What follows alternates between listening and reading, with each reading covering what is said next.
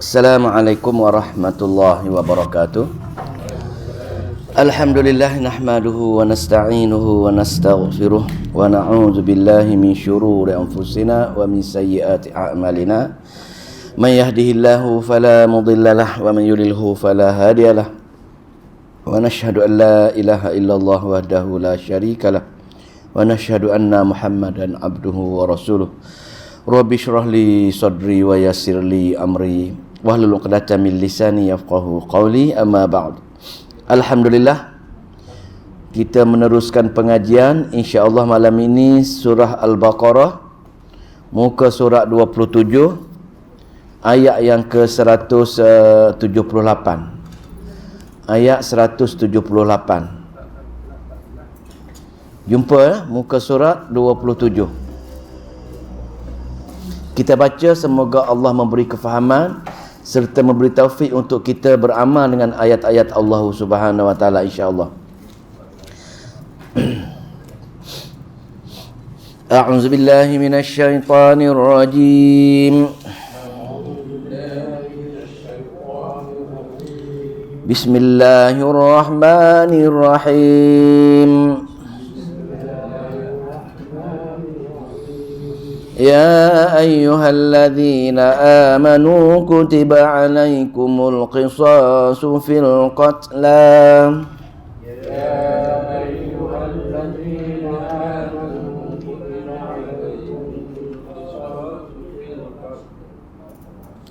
الحر بالحر والعبد بالعبد والأنثى بالأنثى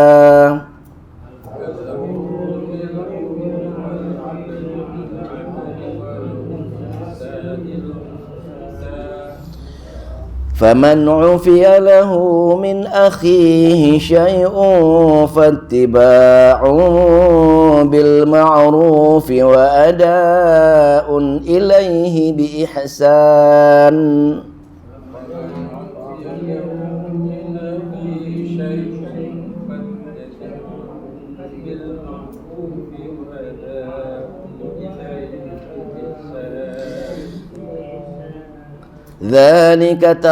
ذلك تخفيف من ربكم ورحمة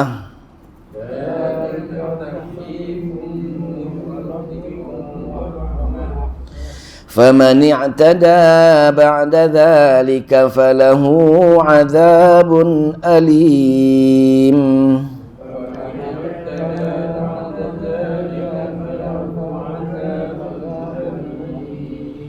Alhamdulillah. Malam ini ayat 178 ini bahagian kedua dalam surah Al-Baqarah, sebagaimana yang kita sedia maklum. Kalau mengikut daurah tafsir kita, surah Al-Baqarah dipecahkan kepada dua bahagian. Bahagian yang pertama daripada ayat yang pertama hingga ayat yang ke-177. Dan bahagian kedua bermula daripada ayat 178 hingga 286 kan, hingga 286 hingga akhirlah, hingga akhir Al-Baqarah. Dan bahagian pertama yang kita dah lalui lah, dah hampir setahun rasanya, dah hampir setahun ataupun lebih setahun, tak tahu dah. Surah Al-Baqarah ni mungkin kita dah lupa tema utama ataupun tujuan utama yang Allah ceritakan dalam bahagian pertama ialah mengenai dua perkara pokok, dua perkara utama, iaitu tentang tauhid. Allah perkenalkan diri dia, zat dia, sifat dia, bagaimana nak beribadat kepada dia, bagaimana minta bantuan dan pertolongan hanya kepada dia. Cerita batu dengan Al-Quran menceritakan kebenaran semua sekali, hujah-hujah sebagaimana untuk mentauhid dan mengesahkan Allah Subhanahu wa taala. Sebagai dakwa dalam ayat yang ke-21, ya ayyuhan nasu ubudu rabbakumul ladzi khalaqakum. Ya ayyuhan nas, wahai semua manusia, ubudu, beribadatlah kepada hanya dia. Maknanya beribadat. Dalam ayat lain selain beribadat ialah maliki, iyyaka na'budu wa iyyaka nasta'in. Selain beribadat, hajat pertolongan juga hanya untuk Allah semata-mata. Maka perkara pertama dan paling penting Al-Baqarah ialah ketauhidan. Allah kenalkan diri dia. Habis bab ketauhidan dia, Allah cerita bahagian kedua, yakni risalah. Apa dia risalah? Risalah ialah kenabian. Allah memperkenalkan nabi dia, dan syariat-syariat yang Allah turunkan ditunjukkan oleh nabinya, cara-cara beramal, cara-cara beribadat bagaimana, cara-cara berdoa macam mana, cara-cara minta pertolongan macam mana, sebagai nabi tunjukkan. Maka dengan panjang Allah ceritakan bab risalah, yakni bab kenabian, syariat yang Allah turunkan. Maka kita sebagai dah memahami pertama, kedua, akidah jelas, amalan jelas. Dua perkara. Allah, akidah, ketauhidan, nabinya ialah amalan-amalan. Dua perkara itu beriman dengan sempurna, beramal dengan soleh, komplit. Dua perkara yang bahagian pertama surah Al-Baqarah. Dan perkara yang tidak kurang pentingnya juga dalam bahagian pertama ialah Allah memperkenalkan satu golongan manusia yang dalam Al-Quran, kalau kita ikut usul tafsir Faizul Kabir, ada 4 golongan kafir. 4 ni Al-Quran cerita, yakni golongan Yahudi, golongan Nasara, golongan musyrikin dan golongan munafikin. 4 golongan asas yang kafir dalam Al-Quran. Kalau cerita bab orang kafir, 4 golongan ni saja. Kafir yang lain hanya mengambil ciri-ciri daripada 4 golongan kafir ini. Jadi dalam surah Al-Baqarah begitu panjang sekali Allah ceritakan bab kafir yang pertama, iaitu golongan Yahudi. Siapa Yahudi, apa dia kesombongan Yahudi, bagaimana dia tidak mengesahkan Allah, bagaimana dia mendustakan Nabi, bagaimana perangai-perangai tok nenek dia. Semua detail Allah ceritakan perihal Yahudi. Untuk apa? Untuk kita kenal sifat-sifat Yahudi. Dikhawatiri kalau kita tak belajar sifat-sifat jahat Yahudi, sifat-sifat sombong Yahudi, takut sifat-sifat tersebut ada pada diri kita. Kalau ikut tafsir usul tafsir Faizul Kabir, golongan Yahudi ini banyak melekat daripada golongan agamawan. Dia kononnya dia rasa dia pandai, dia rasa bijak, rasa sombong, rasa bangga diri, rasa nak menyembunyikan ilmu, berbagai-bagai kaedah Yahudi tadi. Maka perlu buang sifat-sifat tersebut. Bukan kita belajar nak kutuk Yahudi, kita belajar untuk kenal sifat dia, supaya kita buang sifat kita jauh-jauh. Yahudi walaupun dia hanya golongan yang kerdil, golongan yang kecil, Yahudi ni bukan macam Nasara, dia tak nak orang ramai-ramai dengan dia.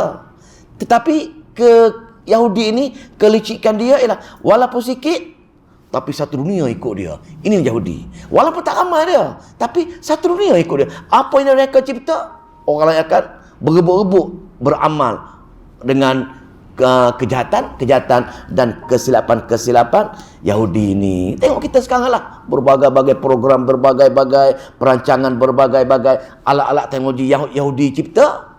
Kita guna semua alat itu hingga tak tahu yang mana satu tanpa peduli dah, haram ke, benda buruk ke, benda lara ke, kita guna saja. Pasal apa? Pasal inilah kelicikan Yahudi. Walaupun sikit, tapi dia, itu yang kita dah belajar baru ni dengan panjang lebar. Maka kelicikan Yahudi kita dah kenal dah. Jadi sebagai besar dalam surah Al-Baqarah cerita bab siapa itu Yahudi. Maka selesailah bahagian pertama. Malam ni kita masuk bahagian kedua surah Al-Baqarah, daripada ayat 178 hingga akhir, iaitu 286. Maka apa intisari dia yang kita akan belajar ni?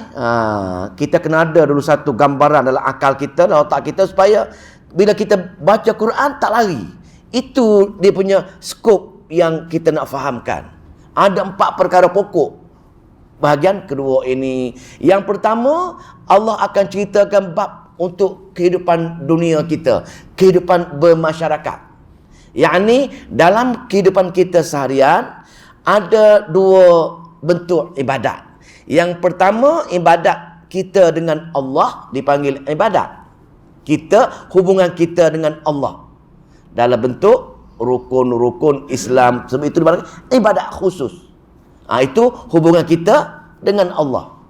Sejauh mana kita nak rapat dengan Allah, sejauh mana Allah kita suruh Allah kenal kita, ingatkan kita, tidak ada cara lain kecuali membaiki apa dia rukun iman yang percaya dengan Allah, merapat dengan perkara-perkara tersebut, solat, puasa, solat, puasa, haji dan sebagainya, 5 rukun Islam tersebut. Ini dalam kaedah tafsir dipanggil umur muslihah. Bagaimana cara nak taslik diri supaya membaiki diri kita, supaya kita rapat dengan Allah. Kita ingat Allah, baru Allah ingat kita. Jangan haraplah kalau kita tak berzikir dengan Allah, tak ingat dengan Allah, Allah nak ingat kita. Tak ada cara. Tak ada cara itu. Maka kita kena ingat itu. Maka itu dipanggil umur muslihah. Dalam ayat Al-Quran, Allah selang-seli ayat umur muslihah seperti solatlah kamu, berpuasalah kamu, apa lagi? Mengerjakan hajilah kamu, sembahyanglah kamu, solat sembahyang sama lah. Mana puasa, ibadat haji, solat, 3 tu diselang-seli. Allah tiba-tiba cerita nikah kahwin, perceraian, tiba-tiba solatlah kamu. Kalau kita tak tahu, apa Quran ni? Lompat-lompat ni. Kejap cerita berzakat, kejap cerita perkahwinan, tiba-tiba solatlah kamu. Itulah Allah nak ingatkan. Hebat macam mana kita perkara-perkara keduniaan, tapi kena jaga hubungan dengan Allah. Tanpa kita jaga, tanpa kita baiki hubungan kita dengan Allah, maka sia-sia. Hebat macam mana kita, besar macam mana kita, popular macam mana kita pun, itu hanya sia-sia saja kehidupan kita. Jadi itu dipanggil umur muslihah. Yang kedua, hubungan kita dengan kita. Tadi hubungan kita dengan Allah, umur muslihah. Hubungan kita sesama kita ni dipanggil umur munazimah. Umur munazimah, yakni hidup berorganisasi. Organisasi yang paling kecil, rumah tangga kita, ayah sebagai ketua, isteri sebagai pembantu, anak-anak sebagai pengikut-pengikut. Itu paling kecil sekali. Besar sikit di antara kita dan jiran-jiran kita, kumpul jiran kita menjadi bandar ataupun negeri. Besar lagi, kumpul antara negeri-negeri menjadi negara di dunia ini. Maka 3 konsep hubungan kita dengan kita umum munazimah ini ialah ada 3 perkara tadi. Maka berjaya ke tidak berjayanya kehidupan keluarga kita, kehidupan negara kita, maka bergantung kepada sejauh mana umur muslihah. Maknanya Allah buat ayat-ayat umur munazimah, 2-3 ayat, dia akan selang-seli dengan umur muslihah supaya kita tidak lalai leka. Jaga hubungan kamu dengan Allah, berniaga macam mana pun, jaga harta dipanggil harta bila orang mati tu, harta faraid. Harta faraid, pembagian harta pusaka. Pembagian harta pusaka macam mana pun, kalau kamu tak salat, tak jadi. Itu maksudnya. Maka umur munazimah ini nak cek dia, kena cek dengan umur muslihah. Sejauh mana hubungan kita dengan Allah Subhanahu Wa Taala. Kena jaga solat, kena jaga puasa, kena jaga lain-lain rukun Islam. Jadi ayat yang bahagian pertama ini iaitu umur muslihah, bagaimana untuk mentaslih diri kita dengan Allah Subhanahu Wa Taala, dan umur munazimah, bagaimana cara-cara kita nak berhubungan dalam masyarakat, dalam bentuk hukum hakamnya, dalam bentuk undang-undangnya, dalam bentuk nikah kahwinnya, dalam bentuk perceraiannya, dalam bentuk upah menyusukan anak. Begitu detail umur munazimah Allah jelaskan dalam surah Al-Baqarah. Tetapi dia akan cek dengan umur muslihah tadi. Hambaku solat jaga, hambaku puasa jaga, hambaku buat haji jaga. Ini dia akan selang-selikan itu. Pasal penting sangat nak jaga perkara-perkara, 2 perkara. Jadi 2 dah jadi. Umur muslihah, umur munazimah. Dan yang ketiga, tajuk baru yang ketiga ialah perkara yang paling penting lagi, iaitu dipanggil jihad. Jihad. Jihad ini berjuang. Apa dia jihad? Jihad ini ialah, permulaan jihad ialah risalah tadi, tauhid tadi, semua tauhid, semua risalah dalam Al-Quran. Jadi jihad ialah bagaimana kita mengambil perkara-perkara tauhid, bagaimana kita mengambil perkara-perkara risalah dalam Al-Quran, dan kita sebarkan kepada Masyarakat, keluarga kita ke, jiran-jiran kita, seluruh negeri ke, negara ke, ini je. Maka itu jihad. Jihad yang paling besar ialah menyebarkan ayat-ayat Allah Subhanahu wa taala, jihadan kubra di Mekah. Itu jihad pertama. Jadi bila nak menyebar perkara ini, nak menyebar ketauhidan, nak menyebar risalah kepada orang-orang lain, zaman dahulu lagi memerlukan pengorbanan, pengorbanan masa, pengorbanan tenaga, dan ajak orang lain. Itu jihad. Dan sekiranya mereka, zaman Nabi, sekiranya mereka tolak, diberi tempoh 3 hari. Kalau kamu tak boleh terima tauhid, kalau kamu tak boleh terima risalah, tak boleh terima Al-Quran, aku bagi tempoh 3 hari. Tak terima juga, perang. Itu kita. Itu jihad, kemuncak jihad kita. Kita ialah untuk menyebarkan ayat-ayat Allah. Bila mereka tolak, baru perang. Diberi 2 pilihan sama ada, bayar ufti 2 perkara tadi. Itu jihad. Dan untuk jihad ini, yakni jihad tadi, nak bawa risalah, bawa tauhid, sebar kepada orang, itu perjuangan. Dan nak buat benda ni, perlu satu lagi alat dia, yakni infak. Sebab tu dalam Al-Quran ada jihad, adalah infak. Mana jihad dan infak umpama sayap kanan dan sayap kiri kepada ketauhidan dan risalah tadi. Jihad tak akan berjalan tanpa infak. Itu kena ingat tu.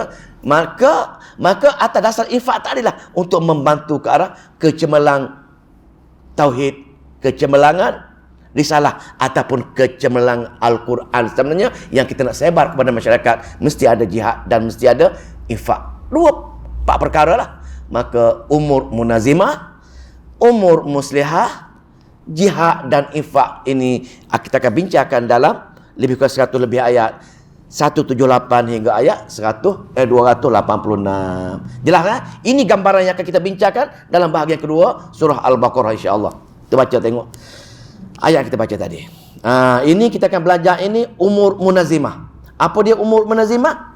Perundangan. Dia akan cerita bab perundangan, kanun jenayah lah, kanun kekeluargaan dan perkahwinan lah, bagaimana cara rumah tangga, jaga rumah tangga lah, bagaimana perpisahan lah, dan bagaimana keperluan cari makan berniaga ini, semua sekali ada, termasuklah ada undang-undang umur munazimah. Yang pertama sekali kita akan tengok ialah hukum perundangan kanun jenayah, dipanggil hukum qisas.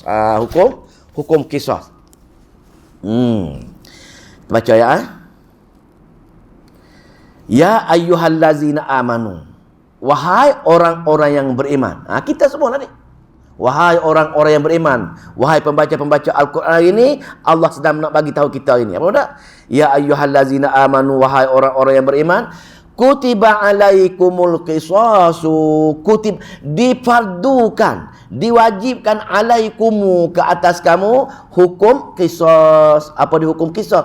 Hukum bunuh balas dengan sempurna, dengan persamaan. Kalau ikut tafsir Nasafi, dia mengatakan qisas inilah persamaan. Yang ni hukum bunuh mesti adil, mesti sama. Tak kira dia tu raja ke, dia tu menteri ke, dia tu Perdana Menteri ke, hukuman tetap sama.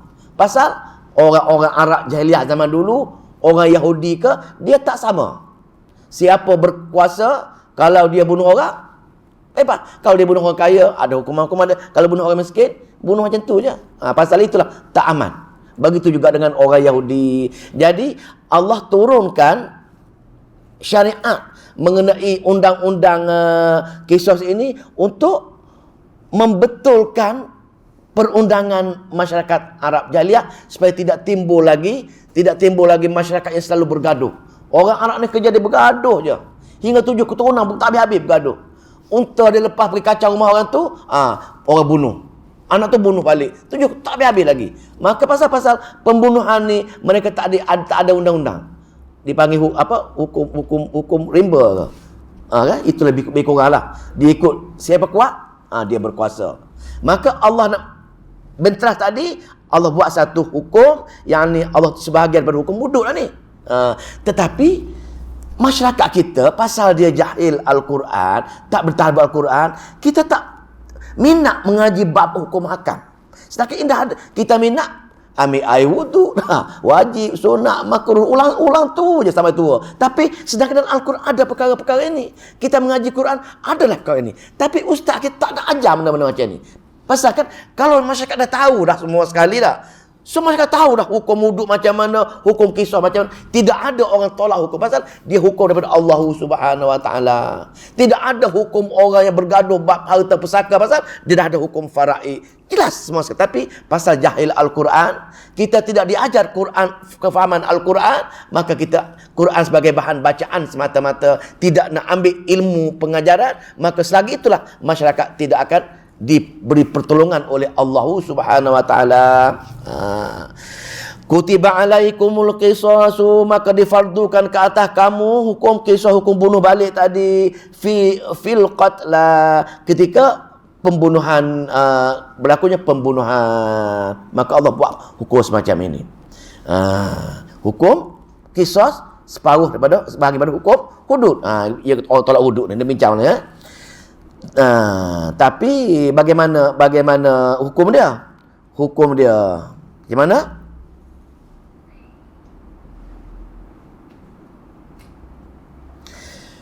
Hukum dia adil, konsep adil lah. Al-hurru bil hurri, maknanya orang yang merdeka dengan orang merdeka pun kena juga, sama juga. Lepas tu wal abdu bil abdi, hamba sahaya pun kena juga, kena adil juga. Wal untha bil untha pun sama juga, wanita pun sama, tak kira. Jangan bila bunuh hamba, tak ada hukuman untuk kita. Maksudnya bukan kalau hamba bunuh kena hukum hamba juga, bukan. Maksud dia maknanya hamba daripada rendah hamba sehingga tu mesti ada hukuman yang setimpal untuk mereka. Tapi dalam ini rekah lah, dalam nak tahu hukum kisah hudud ni banyak dalam hadis-hadis. Sebab tu tak boleh nak menjalankan hukum sekat kat Quran saja, kena tengok hadis-hadis. Jadi hukum dalam ayat lain banyak lagi, dalam surah An-Nisa banyak juga. Tapi tak nak baca lah, pasal tak sempat kan. Jadi hukum ni ada sengaja, ada tak sengaja, sama. Bunuh sengaja, bunuh yang tak sengaja. Pasal kalau orang Islam faham hukum kisos, tidak ada kejahatan lagi. Orang takut nak bunuh orang. Orang takut nak bawa kereta laju-laju, langgar orang, bunuh orang. Pasal hukuman amat berat. Hukuman dia apa dia? Hukuman dia tak cerita, dalam ada cerita ada 100 ekor unta. Bunuh orang, 100 ekor unta kena bayar. Kalilah. Kalau seekor unta tu sama dengan sebiji kereta. Kalau dah 100, berani kita nak langgar orang, berani kita nak bunuh orang lagi?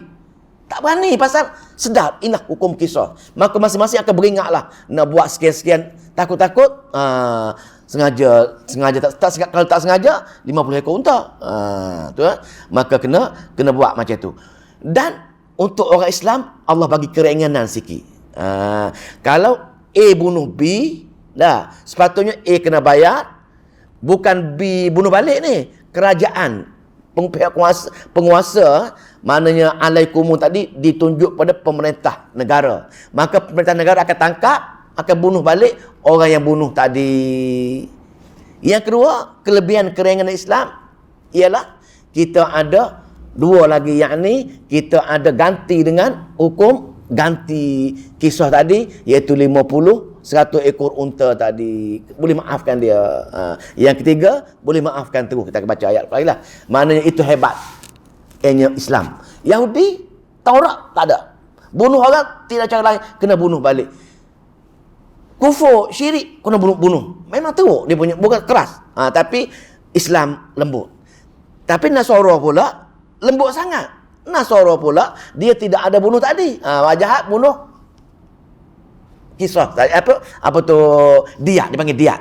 100 ekor tu dipanggil diat. Maka bayar saja. Islam duduk tengah-tengah di antara Yahudi dengan Nasara, mana dia ada bunuh balas kisah dan dia ada diat 100 ekor unta atau berapa saja, ikut keperluan, ikut dimaaf oleh pihak wali atau pihak yang kena bunuh tadi. Yang mustahaknya al-hurru bil hurri wal abdu bil abdi wal untha bil untha. Kena adil, kena semua sekali kena. Jangan orang besar mencuri tak hukum, orang kecil mencuri hukum. Orang besar mencuri, diampun. Orang kecil mencuri, duduk bertahun-tahun dalam penjara dah. Tak boleh. Itu tak adil. Islam mesti barulah tidak ada permusuhan keluarga, syak wasyangka di antara masyarakat, barulah masyarakat adil. Inilah Islam. Barulah orang kafir tahu, oh hebatnya Islam, indahnya Islam. Inilah Islam yang diterapkan oleh zaman Nabi dan zaman sahabat. Kemuncak Islam. Tapi disebabkan orang jahil Al-Quran, kita tak melaksanakan hukum hakam semacam ini. Ini salah satu punca kejatuhan Islam. Kejatuhan kerajaan selepas Khulafa' Ar-Rasyidin. Pasal apa? Pasal masyarakat jauh sangat dengan Al-Quran. Masyarakat hanya menjadikan Al-Quran baca semata-mata, bukan untuk mengambil ibrah daripada Al-Quran. Okey. Faman ufiyalahu, maka barang siapa yang dimaafkan. Ini kelembutan. Ini ada pilihan untuk keringanan bagi umat Islam dalam kitab Al-Quran. Faman ufiyalahu min akhihi, sesiapa yang dimaafkan dari akhihi, dari saudaranya. Dari saudara pihak yang kena bunuh lah. Yang kena bunuh tadi, wali dia datang jumpa pemerintah, tak apalah, kita orang kesian dengan dia pun dah tua dah, di pasal dia bunuh tadi, kita maafkan dia, tapi dia kena bayar diat dengan kita 50 ekor unta sebagai contoh, atau bayar ke dia 1 juta, bayar kita maafkan dia, tak payah bunuh dia, maka selesai masalah. Maka faman ufiyalahu min akhi, barang siapa yang dimaafkan baginya dari kaum keluarganya syai'un, sesuatu, pembunuhan tadi, maka fattiba'un bil ma'ruf, maka ikutlah dengan cara yang baik bagi pihak yang membunuh tadi. Janganlah pula bila orang yang kena bunuh tadi bersetuju memaaf dengan bayaran-bayaran sebagai contohnya, janganlah dia berkasar lagi, tak bayar ke, butang ke, tipu ke, lari ke. Jangan buat semacam itu. Kena fattiba'un bil ma'ruf, kena ikut dengan cara yang baik. Apa-apa orang yang maaf tadi kena balas jasa dia maafkan kita tadi. Betul. Wa adaun ilaih bi ihsanin, dan buatlah penyerahan kepadanya dengan cara yang baik juga. Kalau ditaksikan 1 juta, bayar 1 juta itu, jangan lengah-lengah lagi. Zalika, itulah dia. Takhfifum min rabbikum. Takhfifum, keringanan. Ini kata ni, keringanan min rabbikum, daripada Tuhan kamu. Tuhan bagi keringanan kesia. Kalau kena bunuh, nyaya saja. Dah. Wa rahmatun, dan rahmat Allah bagi pada umat akhir zaman ini. Walau bagaimanapun, famani tada, maka barang siapa yang melampaui batas ba'da zalika, sesudah diberi maaf tadi, sesudah dia bincang tadi, dia berpaling atau dia melampaui batas, maknanya dia orang lain pula pergi bunuh pula si yang pembunuh tadi, sedangkan dia dah bayar dah, bayar 1 juta dah bayar kan. Tiba-tiba kaum kerabat dia marah lagi, pergi bunuh lagi, tak puas hati lagi, melampaui batas. Sedangkan orang dah maaf dah, keluarga tadi. Ia lain pula pergi marah dengan dia, pergi bunuh dia balik. Melampaui batas. Maka barang siapa yang melampaui batas, ba'da dzalika, sesudah itu, maka berat ni kini. Falahu, maka pasti baginya, bagi orang yang melampaui batas tadi, orang yang langgar perjanjian, orang langgar agreement dia buat tadi, azab untuk dia, azabun alim, azab yang amat keras. Makin hari makin keras, makin hari makin keras azab tersebut. Itulah hukum kisos. Itu kemuncak dia kisos. Kemuncak lain, kalau berlaku kita pukul orang, patah gigi ke, semua ada. Semua dalam hadis ada benda tadi. Tetapi kenapa kerajaan tak laksanakan? Tak ada orang tahu benda ni. Dengan hakim pun tak tahu, dengan semua tak ada kebakaran. Pasal apa tak ada kebakaran? Pasal masing-masing buta Al-Quran. Masing-masing buta hadis. Masing-masing ilmu tidak ada. Ilmu pun tidak ada. Jadi macam mana? Sampai bila-bila pun tak boleh melaksanakan hukum yang Allah tetapkan dalam kitab dia, selagi mana tak boleh buat lah. Selagi dah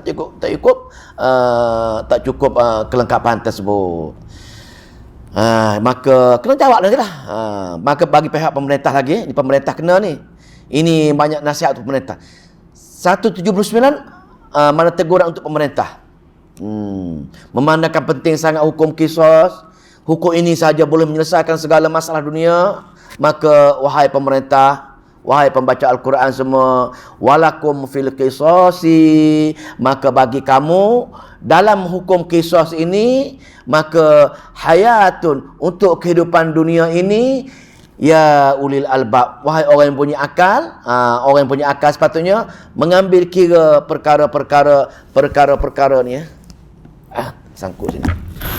Mengambil kira perkara-perkara yang tak nak berusaha untuk menyedarkan masyarakat tentang hukum qisas ini, maka bagi tahu wahai pemimpin bahawanya hukum qisas ini bagi orang yang mempunyai akal perlu melaksanakannya dengan cara buatlah persiapan-persiapan untuk melaksanakan hukum Allah Subhanahu Wa Taala ini. Pasal apa? Pasal dengan cara membuat persiapan ke arahnya, maka Allah kata la'allakum tattaqun, agar kamu semua bertakwa, takut dengan Allah, jaga hukum Allah Subhanahu Wa Taala. Nanti bila kita baca surah An-Nisa, jumpa lagi kisah-kisah detail bab hukum qisas ini. Ini secara umum saja. Secara umum saja, mukadimah saja. Satu hukum. Pertama, hukum apa ni? Umur munazzimah dalam kehidupan masyarakat. Masyarakat tidak ada berperang lagi, tidak ada bunuh, tidak ada hasad dengki. Pasal apa? Pasal berat sangat hukum hudud ataupun hukum qisas yang kita amalkan semua. Tapi dengan syarat semua masyarakat kena faham perkara ini dahulu. Bagaimana cara masyarakat nak faham? Kena mendalami Al-Quran dan hadis, tetap semua perkara-perkara tersebut. Tak boleh tolak. Kata tak mampu, boleh terima lagi. Kalau kita kata hukum qisas tak sesuai, kita telah kufur kepada Allah Subhanahu Wa Taala kerana menolak hukum Al-Quran. Yang kedua, ayat 90. Apa dia? Kutiba alaikum. Kutiba alaikum, diwajibkan bagi kamu. Kita semua ni, ini banyak kena ni. Idza hadara ahadukumul mautu, apabila hadara, telah hadir tanda-tanda untuk kamu, ahadakum, bagi seorang kamu, al mauta, nak mati. Bukan nak mati ni, dah ada setiap diwajib kepada orang yang nak mati. Ada tanda-tanda sakit ke, dah biasa rasa kita nak mati ni dah, kecuali mati aksiden lah. Itu pun kadang-kadang rasa perasaan. Tapi dah tua, dah umur 70, 60 tu, dah mati dah tu. Tak rasa pun tak apalah, tak rasa pun ketika tu dekat sangat dah. Pasal umur akhir zaman 60-an, 70-an. Jadi bila dah lebih 60 tu, dah mati dah tu. Kena buatlah perkara ni. Pasal Allah pesan ni. Kutiba alaikum idza hadara ahadakumul mautu, diwajibkan ke atas kamu bila kamu rasa nak mati, kematian apa benda? In taraka khairan, jika kamu ada meninggalkan khairan, yang baik, yang harta orang kaya lah. Orang yang ada duit, ada tanah, ada kereta, apa-apa saja kebaikan harta dia, kena apa dia? Al-wasiyah, kena buat wasiat. Tapi ayat ni ada juga ahli tafsir mengatakan mansuh. Walau bagaimanapun ada mengatakan bukan mansuh, tapi tafsir yang berlainan. Pasal ayat surah An-Nisa, dia cerita bab pembahagian pesaka. Anak berapa, bapak berapa bila mati kan. Ini sesiapa yang nak mati, dia kena bagi tahu kepada kedua orang tua apa tu, wasiat. Wasiat apa dia? Wasiat untuk kalau ada lah. Apa dia? In taraka khairanil wasiyah, maka dia perlu membuat wasiat. Sekarang ni dah ada tukang penulis wasiat kan, perniagaan dah ada tu. Tapi saya cerita ni. Lil walidaini, kepada kedua orang tuanya, kalau kedua orang tua adanya, wal aqrabina, dan keluarga keluarga wal para kerabat-kerabat dia, haqqan alal muttaqin, kewajipan atas orang-orang yang bertakwa. Ini pun umur munazimah dari segi pembahagian harta ni. Bila kita sakit, nak mati, tua, bagilah wasiat kepada kaum kerabat kita tentang harta-harta kita. Cuma satu ya, kena ingat wasiat tidak dibenarkan untuk pewaris. Tak boleh. Kita ada harta 10 ekar, ini anak pertama, ini isteri, tidak dibenarkan. Pasal wasiat dia penerima saja. Wasiat ini untuk orang luar daripada penerima pesaka, tetapi dia layak. Tetapi maksimum dia hanya 1/3 daripada hartanya saja. Ramai orang buat wasiat ke anak ni. Kalau aku mati, anak sulung dapat harta. Waalaikumsalam. Kalau aku mati, tanah seka setengah pergi jalan, ambil anak perempuan. Tak boleh. Tak dibenarkan. Pasal apa? Pasal wasiat tidak boleh untuk pewaris. Pasal Allah dah sedia hukum dah. Hukum faraid menunggu sesiapa yang mati, ada anak semua sekali, aku akan bagikan harta-harta tersebut. Atas faktor itulah ayat ini setengah tafsir mengatakan bukannya nak suruh wasiat, bukannya wasiat nak bagi harta. Pasal tu setengah yang kata mansuh, ayat ni ayat mansuh, dia ganti dengan ayat 11 surah An-Nisa. Pasal di detail Allah bagi anak berapa, bini berapa, tapi ini Allah sebagai wasiat kepada keluarga. Ini bukan wasiat bagi harta. Wasiat ini wasiat, wahai yang hidup ini, kalau aku mati, bagi faraid lah harta-harta ini. Itu maksud wasiat ni.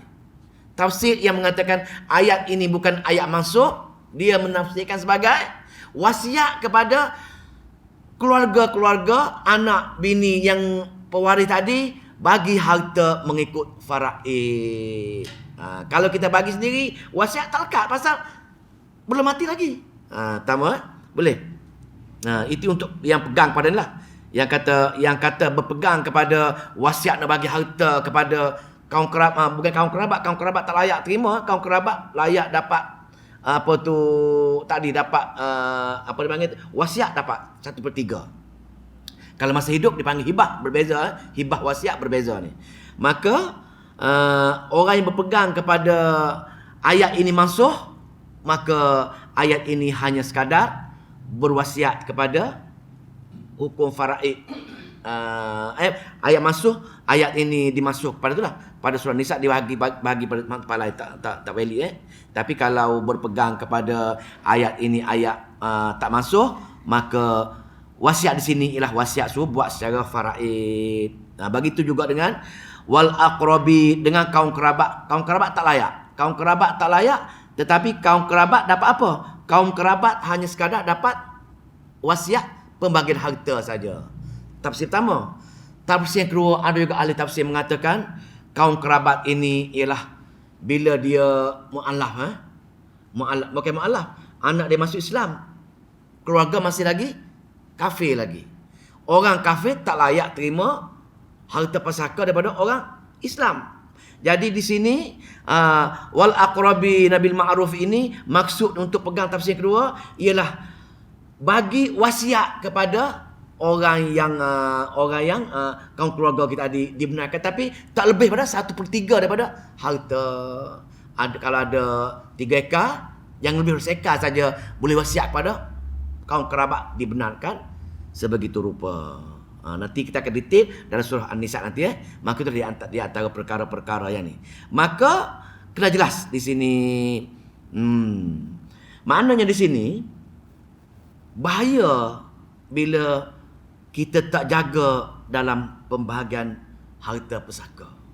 Sebab itu setengah orang dia kata bila kita pergi tuntut pusaka, masuk sahaja pegawai penyelesai pusaka kecil, dia akan tanya, nak secara sama rata ke nak faraid?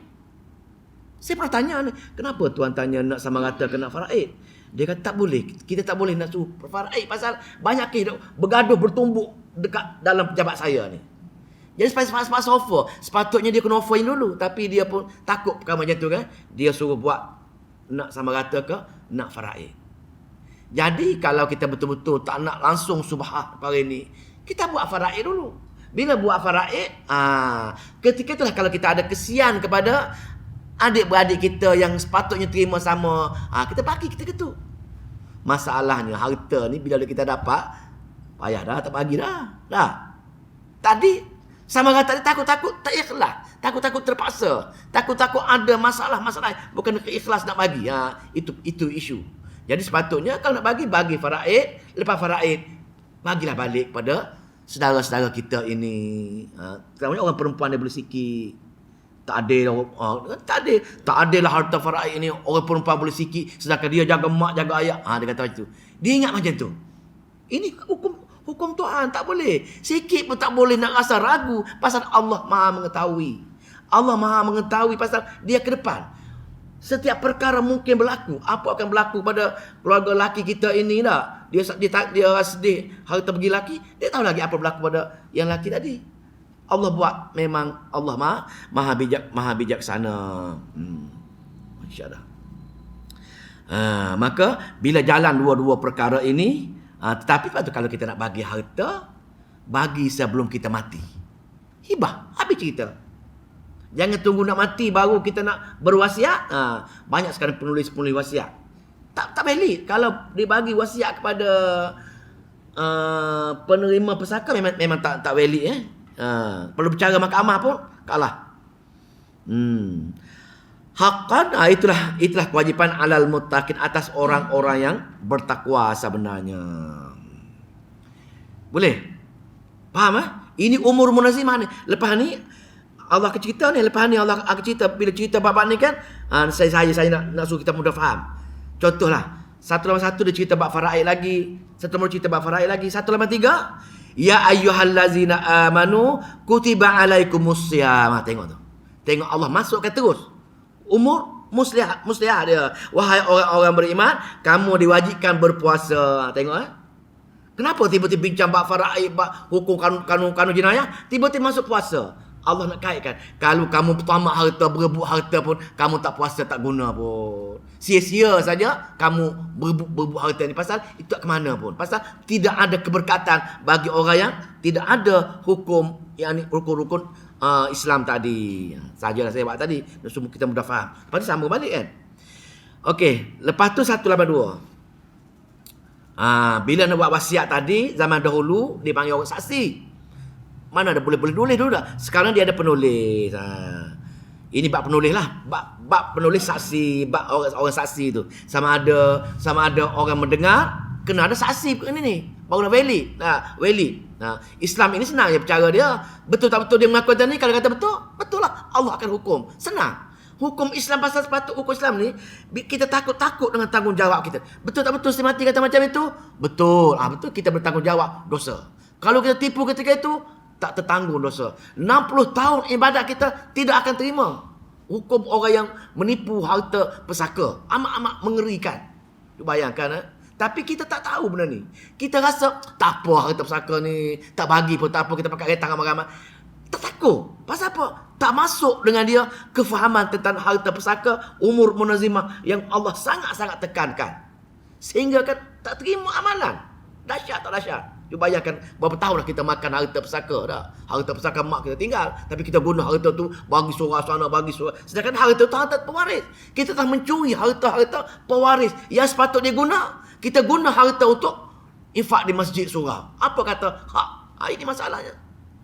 Masalah. Tidak ada orang bagi penerangan tentang perkara-perkara Al-Quran tentang bab-bab pesaka ini. Faman baddalahu, maka barang siapa yang mengubah ba'dama sami'ahu, sesudah dia mendengarnya. Ini saksi tadi. Kalau aku mati, kau bagi tanah di tanah banyak kan, maka tak apa satu ekar dibagilah kepada ustaz tu. Wasiat. Bagi mudir contohlah. Benar tak? Kalau aku mati nanti anak bagilah harta suku ekar tu pada tuan mudir. Wasiat. Dengar saksi. Tulis ke? Saksi ke? Faman badalahu ba'da ma sami'ahu, maka barang yang saksi tadi mengubah setelah dia mendengarnya, fa innama, maka sesungguhnya ismuhu 'alal ladzina, dosanya atas orang-orang yang yubaddilunahu, yang mendengar tadi, saksi tadi. Dosa orang mendengar tak ada. Dosa orang mendengar, saksi tadi menanggung dia yang tak terima. Dosa dia tadilah. Fa innama, maka sungguhnya ismuhu 'alal ladzina, dosa orang-orang yang yubaddilunahu, yang mengubah yang mengubah apa tu wasiat yang suruh bagi bertuan muda tadi, dia ubah bagi pada Ustaz Amran, dia kata. Maka tangguhlah dia. Masya-Allah, berat ni, berat ni. Amal kau aja ni. Tak ada orang pun tahu pun. Siapa tahu dia berdua yang pilih. Tak tahu. Sekarang tulis lagi, tulis baru tipu lagi. Tukar nama ke tukar tantangan berbagai-bagai cara orang buat. Pasal apa? Maka pasal apa? Innallaha, sesungguhnya Allah itu. Pasal Allah itu sami'un. Allah Maha mendengar apa yang mereka berbisik dulu. Bukan bisik dalam hati boleh tahu dah. Dan alim dan Maha mengetahui apa dia perancangan-perancangan dia tadi. Maka kena jaga-jaga. Kena jaga-jaga setiap saksi yang kita mendengar. Kalau kita ubah saksi tersebut, tangguhlah. Maka amat-amat berat. Tapi dunia kita tak nampak. Kita nampak, kita terpesona dengan kehidupan dunia. Nak-nak dia ada juga kepentingan. Maka, kesian nyaya dia lah. Dia saja menempah neraka yang amat-amat mengerikan. Amat-amat mengerikan. Mengeri macam mana mengeri neraka ni? Dahsyatnya neraka ni kan, saya ulang, pasti nak menimbulkan ketakutan. Kita lapar. Lapar tersangat-sangat lapar. Lapar tak cerita lah. Lapar dunia tak macam ni, lapar. Sebab tu kita puasa tu nak melatih lapar kita kan. Itu baru puasa dah terbayang dah boleh makan maghrib nanti. Lapar neraka ni, lapar selapar-laparnya. Yang ni, kalau kita makan buah zakum yang berduri pun, sanggup makan. Sanggup makan benda yang boleh menghancur kita pun, sanggup makan. Pasal apa? Pasal derita lapar, lebih teruk lagi rasanya kita akan hancur ni. Dahaga. Terlalu dahaga. Sanggup.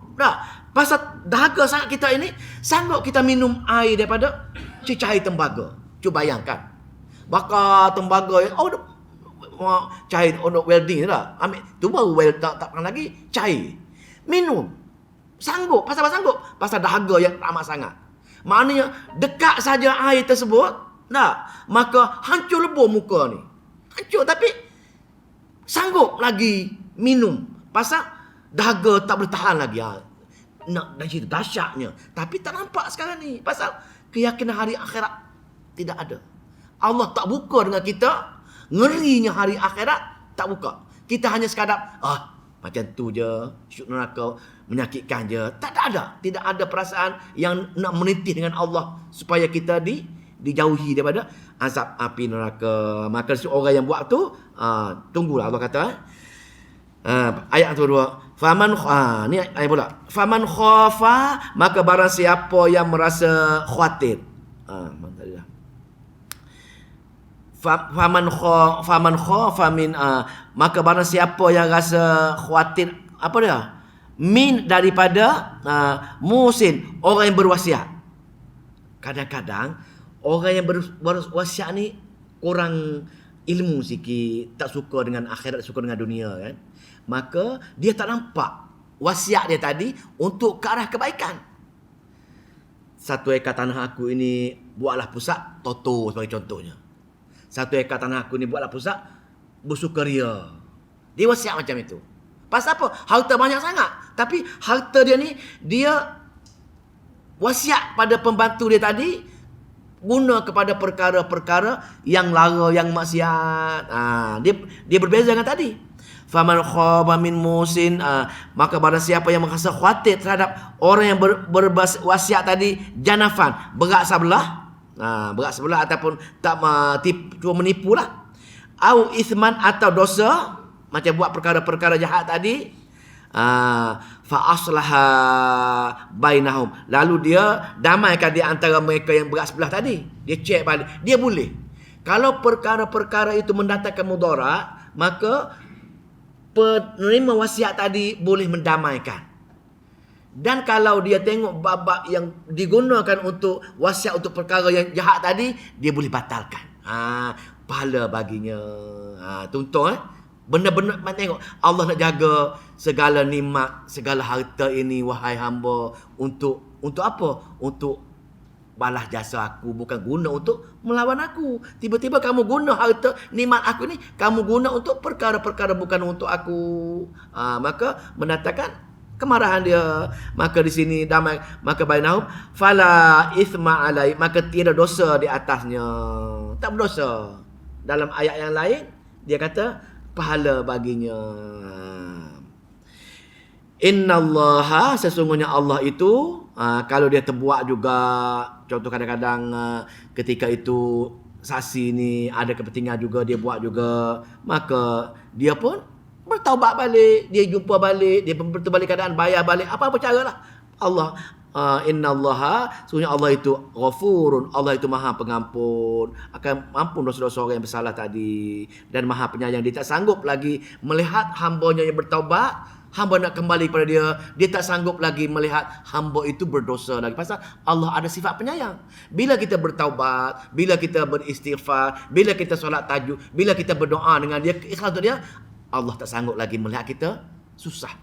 Allah tak sanggup lagi melihat kita tidak dengan sifat kesian belah, tak kesian belah dengan dia di hari akhirat nanti. Di dunia Allah sanggup melihat.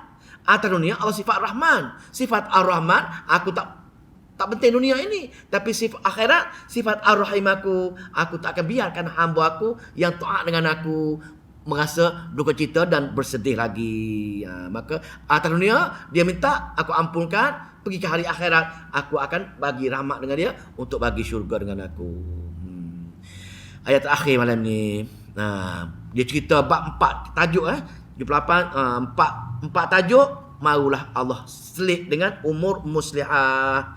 Ya ayyuhallazina amanu, wahai orang-orang yang beriman, wahai orang-orang yang terlibat dengan hukum kisah, wahai orang-orang yang terlibat dengan hukum-hukum pembagian harta pusaka, wahai dua tu aja ni. Kalau ayat lain bahagia terlibat dengan perkahwinan cerai sama sekali. Kutiba alaikumusiyam, diwajib atas kamu, difardu atas kamu untuk berpuasa.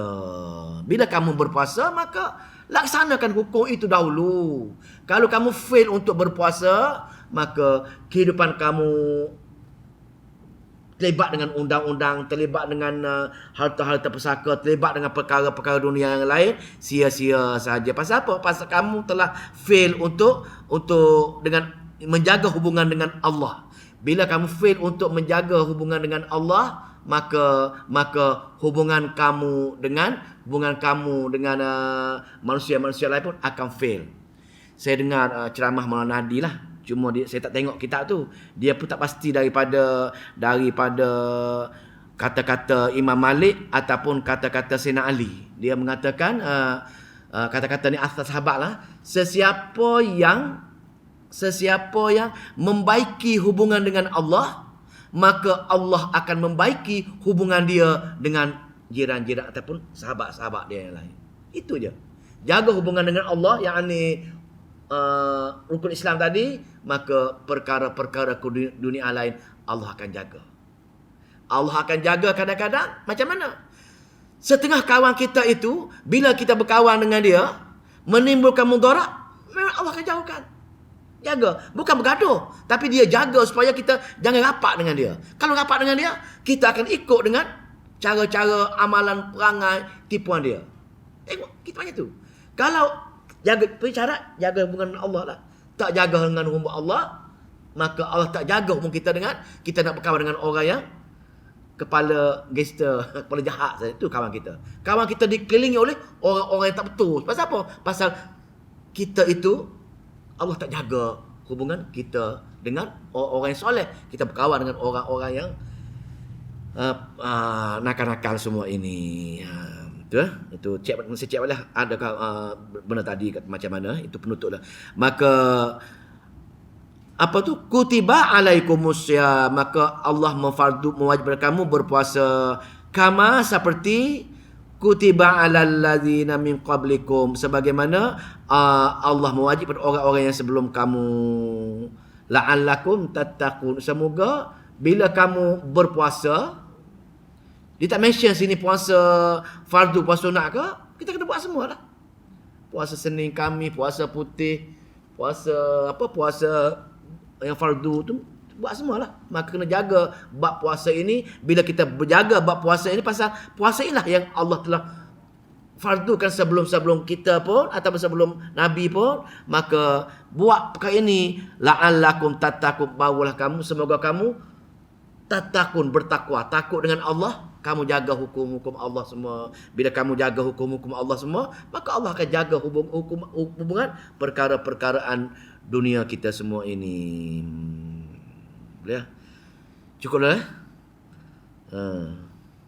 Maka kita berakhir ayat 183. 184 pun masih lagi puasa. Lepas tu Allah akan sambung balik ayat mengenai itulah kerjaya kita, mengenai hukum nikah kahwin, hukum apa, hukum perceraian, semua sekali ada hukum mulazimah. Dan Allah kaitkan kenapa kamu tak solat. Sama, dia akan selang-seli buat 5 ayat tentang umum mulazimah, dia akan selit solat.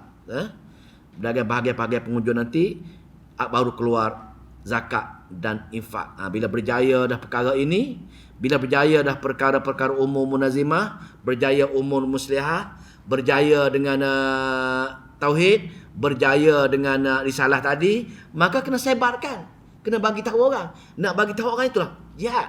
Nak bagi tahu tadilah perlunya infak tadi, perlunya dana untuk menggerakkan perkara-perkara tadi. Itulah bahagian kedua permulaan surah Al-Baqarah. Dan bahagian akhir sekali Allah cerita bab kesempurnaan keimanan. Dan Allah nak bagi tahu kita lemahnya hamba aku. Lemahnya hamba aku, kecuali hamba aku kembali dengan aku dengan memahami segala ayat-ayat aku, insya-Allah. A'udzubillahi minasyaitonir rajim. Bismillahirrahmanirrahim. Allahumma salli wa sallim wa barik ala Muhammad. Allahumma faqihna fi dini wa 'allimna ta'wil wa hdina ila sawa'is sabil.